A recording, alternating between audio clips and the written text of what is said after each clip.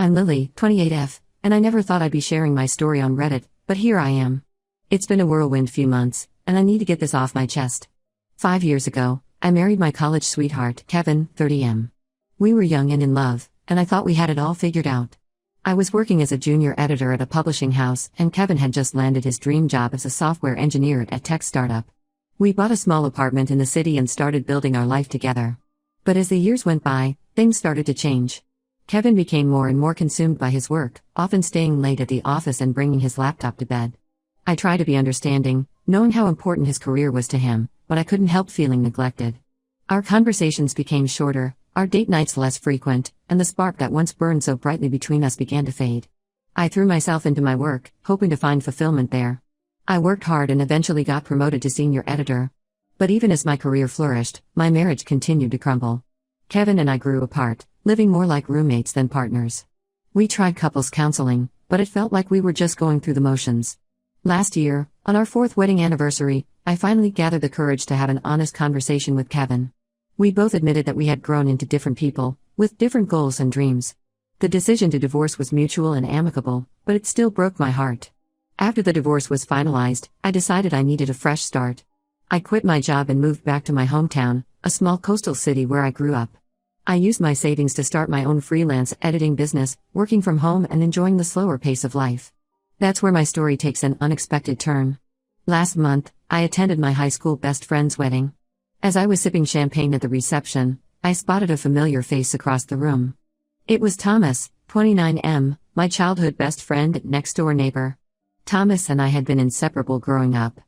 We spent countless summers building sandcastles on the beach, riding our bikes through the neighborhood, and staying up late watching scary movies, which always ended with me hiding behind a pillow. He was the one person who truly understood me, who could make me laugh even on my worst days. But life had taken us in different directions. Thomas got a scholarship to an art school on the other side of the country, while I stayed local for college. We promised to keep in touch, but as often happens, our communication dwindled to occasional likes on social media posts. Seeing him at the wedding was like a blast from the past. Thomas had grown into a handsome man, with the same mischievous glint in his eye that I remembered from our childhood. He was now a successful freelance photographer, traveling the world for assignments and living what seemed like an exciting, nomadic life. We spent the entire reception catching up, laughing about old memories and sharing stories about our lives. Thomas told me about his adventures photographing wildlife in Africa and capturing breathtaking landscapes in New Zealand. I shared my journey of becoming an editor and the ups and downs of my marriage and divorce. As the night went on, I felt a familiar warmth in my chest, a feeling I hadn't experienced in years. It was like no time had passed at all, like we were those two kids again, sharing secrets and dreams under the stars. Before we parted ways that night, Thomas asked if I'd like to meet up for coffee sometime. I agreed, feeling a mix of excitement and nervousness. Over the past few weeks, we'd been meeting regularly, exploring our old haunts and rediscovering our hometown together. The more time I spend with Thomas, the more I realize how much I've missed having him in my life. He makes me feel alive again, reminding me of the carefree, adventurous girl I used to be. But I'm also terrified.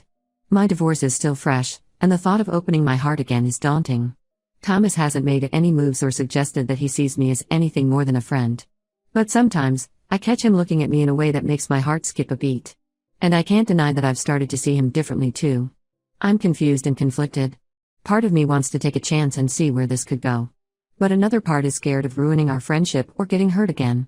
I don't know if I'm ready for another relationship, especially with someone who seems to have such a free-spirited lifestyle. Am I crazy for even considering this? Should I just focus on healing and rebuilding my life? Or should I take a leap of faith and see where things go with Thomas? I could really use some advice. Reddit. Update 1. Thank you all for your kind words and advice on my last post. A lot has happened since then, and I wanted to give you an update. After much soul-searching and encouragement from friends, and many of you, I decided to be honest with Thomas about my feelings. We met at our favorite spot on the beach, the same place where we used to build sandcastles as kids. As we walked along the shore, I gathered my courage and told him everything, how being around him made me feel, my fears about getting hurt again, and my confusion about what to do next. To my surprise, Thomas admitted that he had been feeling the same way. He confessed that seeing me at the wedding had stirred up emotions he thought he'd long buried. We talked for hours, sharing our fears and hopes. Thomas told me about his own struggles with commitment, how his nomadic lifestyle had been partly a way to avoid getting too close to anyone. We decided to take things slow, to explore our feelings without putting any pressure on ourselves. Over the next few weeks, our relationship deepened. We went on proper dates, rediscovering our hometown through new eyes. Thomas took me to hidden spots he'd found perfect for photography, and I showed him my favorite quiet corners for reading and writing. One evening, as we were having a picnic in the park, Thomas surprised me with a photo album.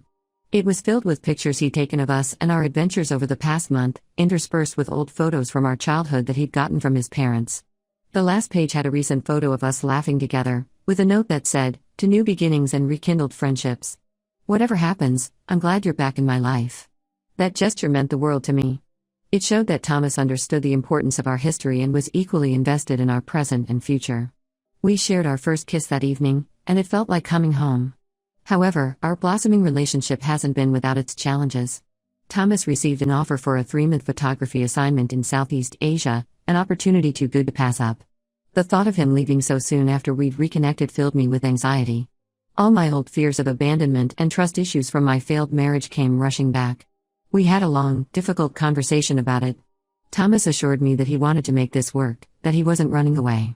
We agreed to stay in touch through video calls and messages. He even suggested I could visit him for a week or two if my work allowed it. The day before Thomas left, we had a heart-to-heart. I opened up about my insecurities, how Kevin's emotional distance during our marriage had left me feeling unworthy of love. Thomas listened patiently, then shared his own fears of settling down, stemming from his parents' tumultuous relationship.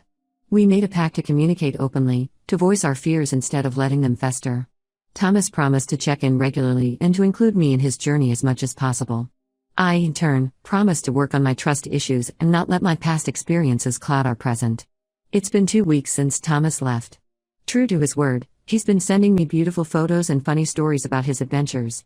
We video chat every few days, and even though I miss him terribly, seeing his face and hearing his voice helps ease the loneliness. I'm trying to use this time apart to focus on myself. I've joined a local writing group and have been working on a novel I've always wanted to write. I'm also reconnecting with old friends and making new ones through community events. Despite the distance, I feel more secure in our relationship than I thought possible. Thomas's openness and consistency have been healing for me. But I'd be lying if I said I wasn't counting down the days until his return. I'm nervous about what the future holds for us. Will the long distance strain our newfound connection? Will Thomas's adventurous spirit clash with my desire for stability? Only time will tell. For now, I'm trying to stay positive and enjoy this new chapter in my life. Thank you all for your support.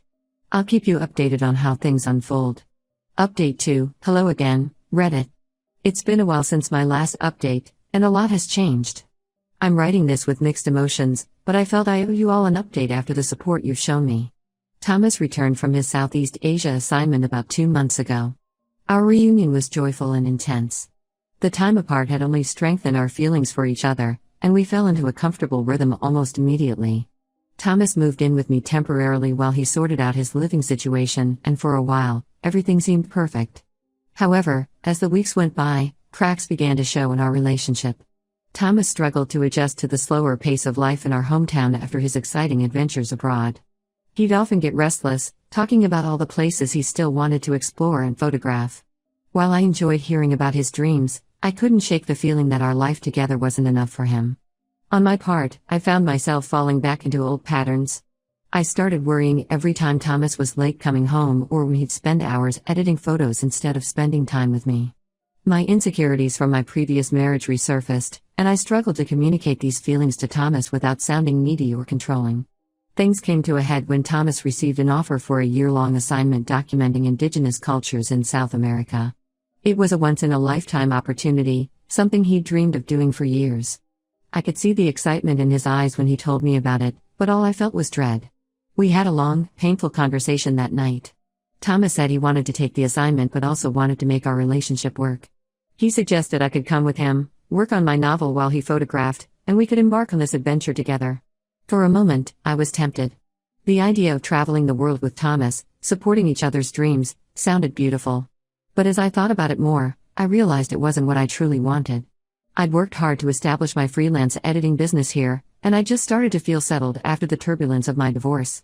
The thought of uprooting my life again, of living out of a suitcase for a year, filled me with anxiety. We spent days discussing, arguing, and trying to find a compromise. But in the end, we realized that our paths were diverging. Thomas needed the freedom to chase his dreams across the globe, while I craved stability and roots. We both knew that asking the other to give up their needs would only lead to resentment down the line. With heavy hearts, we decided to end our romantic relationship. It was one of the hardest decisions I've ever had to make, but we both knew it was the right one. We promised to remain friends, to cherish the memories we'd made, and to support each other from afar. Thomas moved out last week. Watching him pack up his things, I was reminded of the day I left my marital home after my divorce. But this time, the pain was different. There was sadness, yes, but also a sense of peace knowing we'd made the right choice for both of us. The day Thomas left for South America, I drove him to the airport. As we said our goodbyes, he handed me a small package. Inside was a framed photo of us as kids, building a sandcastle on the beach. On the back, he'd written, "Some people are meant to be in our lives forever, others for just a season. Thank you for being both my childhood friend and my adult love. Your friendship will always be my home, no matter where I am in the world." I cried all the way home from the airport, but they were tears of both sadness and gratitude.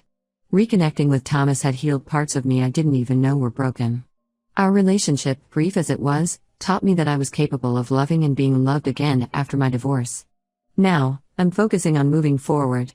I've thrown myself into my work and my novel.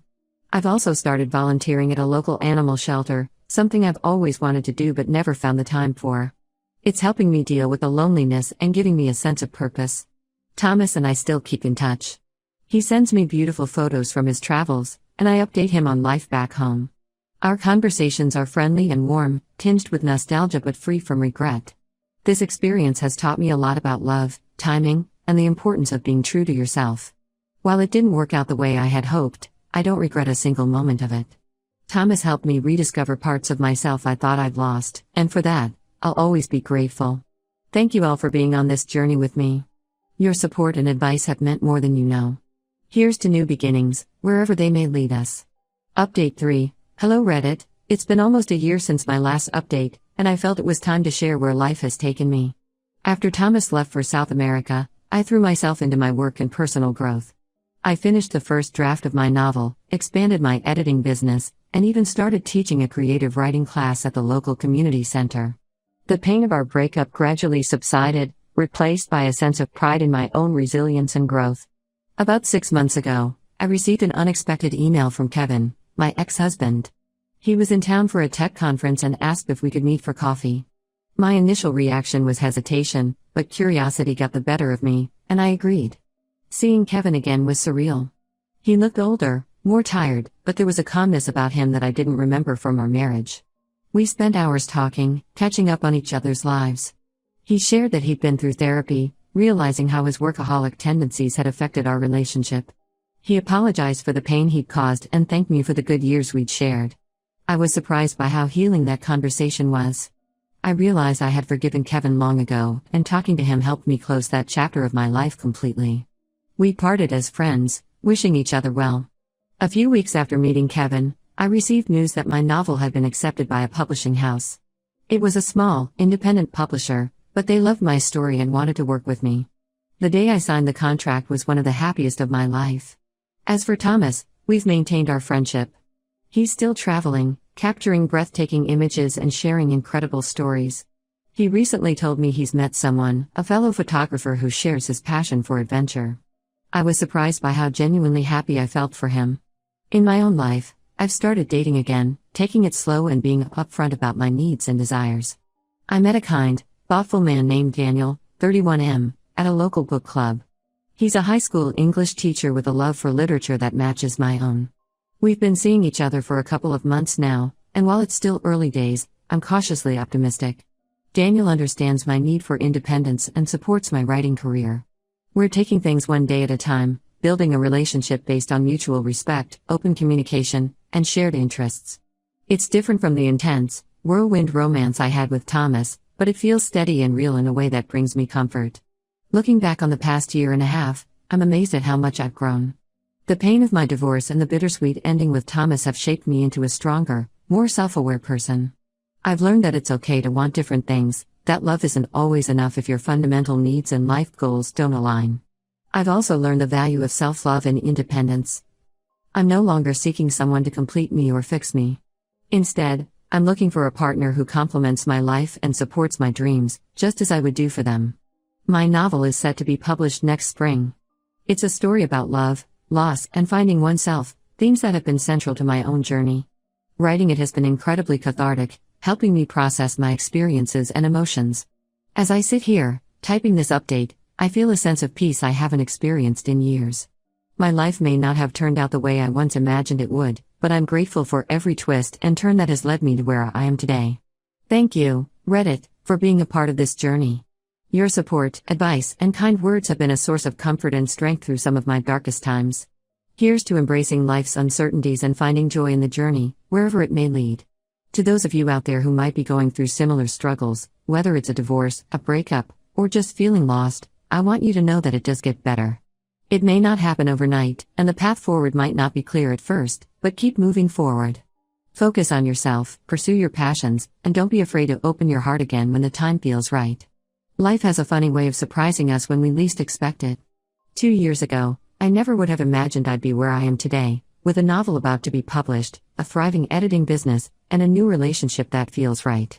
But here I am, and I'm excited to see what the future holds. Thank you all once again for your unwavering support throughout this journey. Your kindness and wisdom have meant more to me than you'll ever know. Here's to new beginnings, second chances, and the beautiful unpredictability of life.